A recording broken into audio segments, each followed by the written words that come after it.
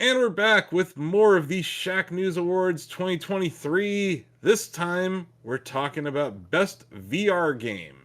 That would be the best virtual reality game to be released this year.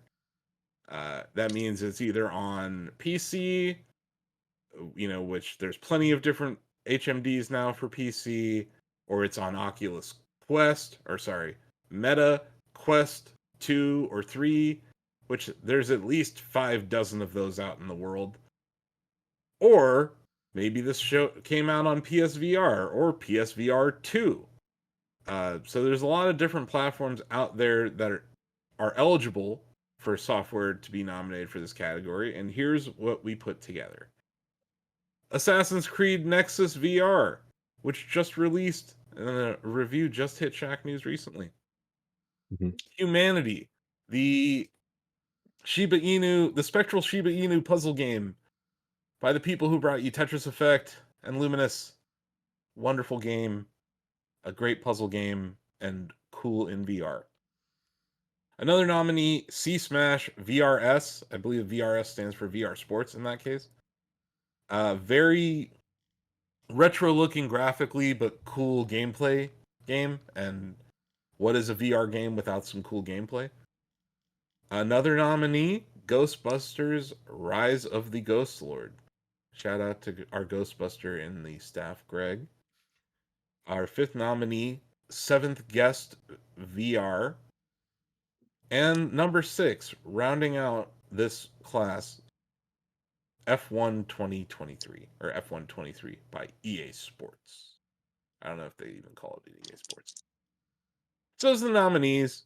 Donovan, you reviewed Assassin's Creed Nexus VR. Would you like to chat about it a little? I did, and I would. Yes, Assassin's Creed Nexus VR is great because to me it seems like maybe the best like AAA franchise VR adaptation. Definitely not the first, like we've gotten other ones, but a lot of times they just kind of feel like tech demos or like these small like vertical slice experiences. But like Mhm. Ubisoft put a lot of care into making Assassin's Creed a good VR game. And also, just like if you've played any Assassin's Creed game, there's arguably no existing video game franchise that lends itself more, just like narratively and lore wise, to VR than Assassin's Creed does. You got Mhm. all the like Animus stuff, and that's like the whole series is about going into VR in the first place, and all that stuff translates really well to this game. But even like from a gameplay aspect, when you're like climbing, obviously it's a key gameplay mechanic in Assassin's Creed is the parkour climbing. Feels so good when you're just like reaching on the ledges, you've got to hoist yourself up. I climbed to the top of like a tower and looked down and saw just multiple stories that I could plummet So down, or even go ahead. it leads me to a question, because you're talking Mhm. about verticality, and that game is very well known for its verticality, right? Jumping down on your enemy and stuff. How does the game handle elevation change, not when you're climbing, but inverse, when you're jumping off of stuff? Like going down. Yeah. Uh, I mean, you just plummet down really. Like if you because it's you move with like the stick, like you're Hmm. not swinging your arms or anything. You can Sure. move the stick, or you can set it to teleport. And if you just walk off the edge of something, you just kerplunk go down, which I Mhm. imagine would not be fun if you have a VR sickness. But they have a lot of like cool accessibility settings for that. So there's You some can comfort toggle settings to that. like fear of heights is one they have that you can turn Oh, rad. on. You can do a bunch of like locomotion stuff. So Mhm. they have ways to make you not vomit It if you feels like play the that game. teleport mechanic would prevent me from throwing up, but my biggest concern with VR design is elevation change. I Right. think abrupt elevation change can really cause VR or simulator sickness. But Mhm. I know you didn't say a single thing about having discomfort while playing this game. No, and typically I don't really suffer from any sort of VR sickness. Uh-huh. So I'd be curious to see like how that varies with other folks. Hmm. But I thought that the movement itself was handled really well. And it's like they have a lot of settings to take care of people. But even like combat is really fun in that game. Like taking out the hidden blade where you have to like actually flick your wrist outwards and it just kind of shoots out is super fun. Just sneaking up on people and attacking them. I think all of the like Assassin's Creed isms translate really well to VR. And I hope Hmm. they do it again because this one you play as Ezio, I believe is from Assassin's Creed 2, Connor from AC3, and then Cassandra from Odyssey. I would love for like a few years down the road, we just get a Nexus VR2, and they just give you 3 other assassins to dig into from that universe, because this one's very good. I think it's pretty awesome that I reviewed an Assassin's Creed game like a month before this, and it was fine. And then Donovan reviewed this one, and it seems awesome. And it's just kind of weird to me that the VR version of Assassin's Creed is like this year's definitive Assassin's Creed. Yeah, I think it really that's might be. amazing, actually. But... You know, you Donovan, mentioned. what platform is that on? Sorry, Austin. Yeah, go ahead. It's on the MetaQuest headsets. I played it on Quest 3, but I believe you can play it on Quest 2 and the Quest Pro. So, You know, you mentioned AAA IP being adapted to VR, and the one that came to mind for me that kind of hit what you're talking about, where it felt more like a vertical slice or a demo than it did a game, was Medal of Honor VR, where they did some really cool stuff with like hand presence and stuff, where you're like physically reloading your weapons and you have to hold your weapon with both hands. What kind of things did they do in Assassin's Creed that kind of enhanced the immersion or like the feel of presence in it? ooh, they do something fun with stealth. Again, a huge aspect of Assassin's Creed games, where like when you want to cause a distraction, you just like physically grab things in the world and like toss them and make noises distractions, which is fun. You don't even do that really all that much. I guess you can do it in some of the Assassin's Creed games, but not like to this level where you can like grab a pair of scissors off of a table and just like fling them into the ceiling across the room, and obviously the NPCs are That like, would "What's cause a that?" distraction. Yeah, Don't go throw some scissors, kids. Yeah, don't throw scissors. Only in VR. Yeah, exactly. But that's one thing where I'm like, oh, it's actually a really cool way to kind of iterate on this mechanic for a VR. That's awesome. No, I think that's a solid nomination. A very different game is our next nominee, Humanity. TJ, I think you've tried out Humanity in VR, right? Yes, it was really relaxing too. Like this is maybe, man, Enhance is so damn good at making just a relaxing, chill VR game. I just want them out of my head. Like they need to get out of my head. And the idea of playing an enhanced game in VR is terrifying to me. Like I won't play Tetris Effect in VR. That messes with my brain. And I have a feeling Humanity might do the same. With that said, I mean, I'm a guy who doesn't play VR because I get a lot of VR sickness a lot of the time. But I loved Tetris Effect in VR, and I feel like Humanity scratches that same itch. You know, these are flat screen experiences that you get to play in VR, but why I think Enhance has such an amazing track record making VR games, and I would include Rez in this, is their synesthesia engine, right? They make a game not with just the gameplay in mind, but with the sound and the haptic feedback and the visuals all tied together. So there's this I think it really shows through in VR, where you're not as present as you would be in a more, you know, FPS style game, but you're immersed. And that's what I think Tetris Effect did really well, is that you felt immersed. And I definitely play better in VR, but the you know, the actual Tetris Effect, right? Not the game, but the Tetris Effect on your brain. Yeah. I feel like it's very amplified in VR. So yeah, I have a feeling Humanity's going to do the same thing to me, so I'm good. But I'm happy that it's in VR for people who enjoy that way of playing it. I'm definitely going to be on the flat screen playing it on Steam. And I think it's, as a flat screen game, it's amazing already. But I can just tell, TJ, like with the sound design and how you can rotate the world, how that would be really cool in VR. Also, just the fact that you need to consider so many angles in Humanity when you're guiding the little dudes around, being able to lean your head around and look up or peek down is really helpful in that game. Yep, they do an amazing job of using the human interface device that is the headset as a look mechanic in their games, and I think that really shined through in Res Infinite. But yeah, I can see it lending perfectly to Humanity. It's a great game if you have a regular PC to play it on, or if you have VR. I think it's one of those definitely needs to be checked out this year, and it's a worthy nominee for this category. Next up is C Smash VRS. I'm not sure if any of us have played this, but I checked out the trailer and I'm like, yep, this is a good VR game. That's all I gotta say about it. Yeah, I think it succeeds in the fact that it's like very simple because it's pretty much just like table tennis, really, but in VR, which is a lot of fun. And the sci-fi twist on it, I think, is pretty Yeah. cool. Where you're in space, I think stylistically, it's pretty neat. And I don't know, I feel like people don't have ping pong tables like they used to, so it's cool to have a way to just kind of pop in to the game of sci-fi table tennis. And like VR sports games are definitely a subgenre. Like that is Yeah. like one of those things where it's really taking off. I think Beat Saber is like sports adjacent, but like we've seen it with Sanzuro games. They had a VR sports bundle that they shipped. Even before that, they had this. It was like you were on a hoverboard with a frisbee. Can't remember what the game was, but there've been a lot of very cool sports games in VR. And I think that Oculus, I keep calling it Oculus, Meta has been, it's almost like Oculus was a better brand. But yeah, Meta has really been focused on showing, hey, you can be active in VR. This is like, I think there's something counterintuitive about that because I'm not sure I want to get sweaty when I have something strapped to my face. But such is life in 2023. Next up for our nominees is Ghostbusters: Rise of the Ghost Lord. I actually didn't nominate it.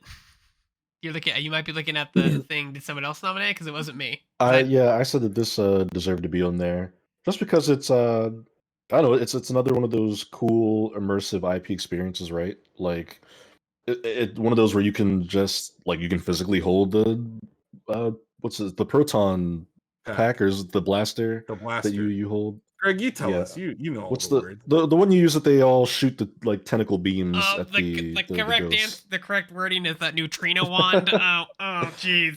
There you Yeah, go. it's There the you wand. go. Donovan Yeah, was yeah. talking, and I saw Greg like He's like, oh, I Actually, can't I believe it. felt I'm Greg making me talk dying about inside. No, Greg's it's like- fine. I just, I mean, No, yeah. I'm like with some of the stuff on here, like I can't play VR. I get really sick, so I don't even have a VR to play. So like I keep it at arm's length. But like I've looked some gameplay of that game. It looked interesting. But like that's the game you really need to play because it could be really like funky. And I've seen Jason from Ghostbusters News play it, and like that's really it. Like it kind of came and went, and not for lack of trying. I tried to get interviews with them to talk about the development process, anything like that, and I kind of just didn't get any response back. The game just kind of came out. It just kind of came out, and Yeah, it that just was came it. out. Yeah, that was it. So not a great sign usually. Like cool concepts, 100%. Like but just if you don't hear about it after it comes out, not a great sign. I think that a lot of the Oculus, God, I keep saying that. A lot of the meta, I'm just gonna call it Oculus, guys. Can we just call it Oculus? Okay. same. A lot of these Oculus exclusives come with giant piles of money. So I think that there isn't a motivation to actually sell software that there would be if you're not getting the pile of Facebook money before you ship your game. So there may not be as much of a need to market, Greg, right? And it's also an IP that you're going to just see it on the storefront and you're going to recognize it. Like you're going to recognize Ghostbusters over C Smash VRS, right? If you're just if VR you're is not- just also just niche. Like I don't know, the last VR game that came out and we heard about for months after its release was like Half-Life Alyx, probably. Like I Yeah. feel like most VR games, even good ones, come out and then kind of are gone from the collective gaming conscience pretty fast. definitely feels like VR is in a different place now than it was 5 years ago. It was there was more hype around it, and I think that there were still people experiencing it for the first time, and that novelty is kind of wearing off. Where I look for like really good, deep experiences. Like Those I'm took not- too long to come, in my opinion. Right? Like Mhm. it just took a little too long. Like John Carmack says that Beat Saber is VR Super Mario Brothers. And I'm like, yeah, but I don't know a lot of people who went out and bought a VR headset for that. But then we suddenly got like Alex, we got Resident Evil 4, which TJ and I loved. We got Skyrim, we got Fallout. I think it was Fallout 4. Like, but by the time that happened, a lot of people have been like, oh yeah, VR, I remember that. Like, it just took too long. I think like the deeper gameplays and like a game like Asgard's Wrath or like that's an actual like large scale RPG that you can play in VR. I think a game like Super Hot really shines in VR. But yeah, you're right. I don't think calling Beat Saber their Mario is right. I think it's their Tetris. I don't agree with that either. I think it's their Tetris. Like, Yeah. it's like Tetris was to Game Boy. It's going to be synonymous with VR for a very long time. Yeah. But I will say that Nexus is the first time I've heard people say this makes the case for VR. And it's the first time I've heard people make that passionate a case for it since Alex came out. And, but it has been a while since Alex came out. So yeah, it's been 3 years, and I still think it's probably the best VR game ever made. It's almost like Valve should keep making video games. They said they are. It just takes time. So, we'll see. Elon Musk also said he was the best at Quake. People say things. He did not win Esports Hero of the Year. Spoiler alert. No, he didn't. Next up in our VR nominees is Seventh Guest VR. This is an old school game that got ported over to VR. Go ahead, TJ. I actually went out of my way to go pick this up after we put it in the nominations because I felt it deserved some due diligence. Obviously, the Seventh Guest, it was like the killer app for PC CD-ROM. Like this is a game that like it was one of the games that popularized FMV. It was one of the games that like got people to go out and see and buy this because like, oh my god, it's the future of gaming. And so there is inherent risk in even taking that kind of title and trying something new with it. But Vertigo Games did a pretty dang good job. Like they when you get in there, like you see stuff that couldn't be seen in the first game because they had to develop a world around you that you can look at from 360 degrees. And that like the world is pretty to look at. It's interesting to look at. The interactions, the puzzle solving is fun to do, like tactile. And my favorite part by far is that they found a way to keep the spirit of FMV intact. They do this amazing thing where like the ghosts that you run into in the mansion are real actors like holograms wandering around the mansion and acting out their parts and like fully voice acted, wandering around, and you can like look around them and see like their full features. Oh, wow. And I was like, wow, you actually kept that spirit alive in a new and interesting way in this new thing. And I think that level of dedication to the spirit, even while like designing things that you didn't have from the original game, is just incredible. That sounds really cool. No, that's awesome. Yeah, that game. It felt weird when I heard that announcement. I was like, that's a weird one. Yeah. Is Phantasmagoria next? Is that where we're headed? Oh, I hope not. I don't think I can deal with Phantasmagoria. No one on Earth. Gabriel Knight 2 would be fucking great. That's actually the only good FMV game. I will die on that hill. Night Trap VR, David. Come on. I will die on that hill. VR. Look, David. When we were in an interview with them, I pitched Mad Dog McCree VR. Oh, yeah. I was like, please. And they're like, we'll see what happens. PJ, you've done it. You've opened Pandora's box. That is a cursed suggestion. Oh my god. Please no Mad Dog McCree. Let's get to the last nominee here. This is a perennial solid racing game franchise, although I think Codemasters has been acquired by EA, so set the clock. F1 2023 or F1 23 is a very good racing game on its own. And it works well both in the immersive monitor setups that a lot of racers have and also in a VR environment. So I think it's pretty cool how they continue to support VR with this game, and it runs well and it looks cool. I still think racing games are somewhat jarring in VR. If you ever crash, it feels pretty weird. You'll notice that like a lot of how I talk about VR is more about comfort these days, because I think that is still the largest barrier to VR. Like, we have multiple people on staff who have just said, like, I don't do VR because it makes me sick. I think that's a huge barrier to entry. Simulator sickness is a real problem, and it will continue to be a problem, and I think Apple's going to run into it themselves next year. So yeah,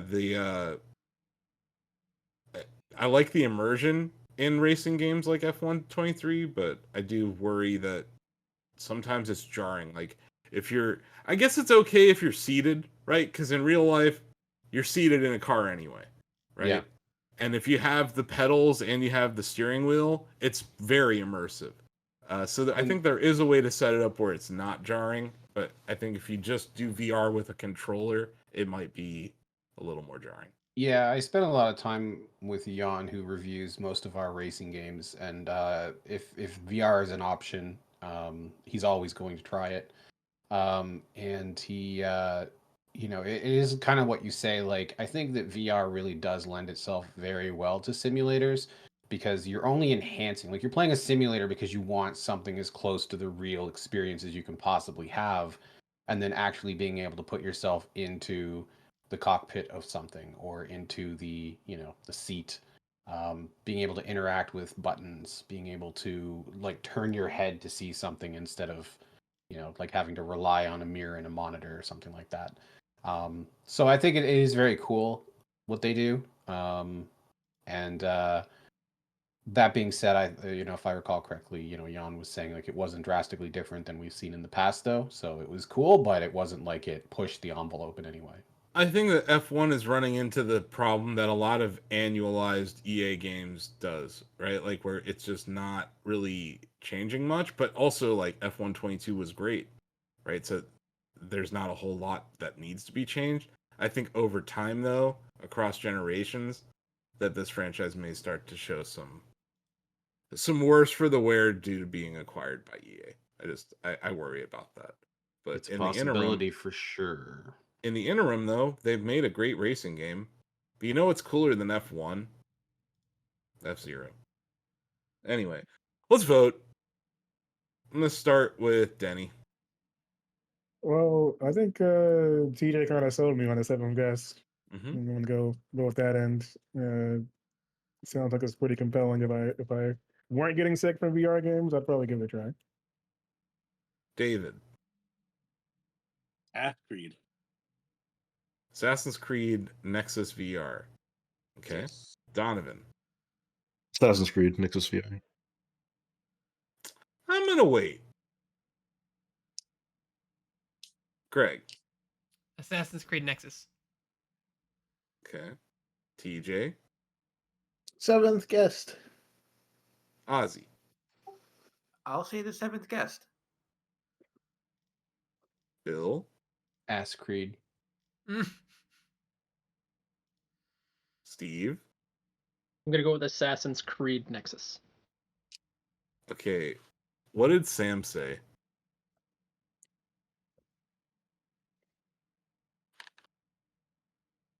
Assassin's Creed. My vote doesn't matter. The asses have it. I was going to vote. I thought TJ made a pretty compelling case for 7th guest. I was going to vote for Humanity, so my vote wouldn't have mattered anyway. But I think that Enhanced Games makes some very cool... I think that their synesthesia engine, it makes VR games way more pleasant. Even Ozzy said, like, Ozzy doesn't like VR, but he can handle Tetris Effect in VR for a reason. I think they're very good at making VR games. They're kind of underrated on that front. Yeah. But yeah, Assassin's Creed Nexus VR is our winner of the Shacknews VR Game of the Year 2023. Congratulations to Ubisoft and to the Assassin's Creed team.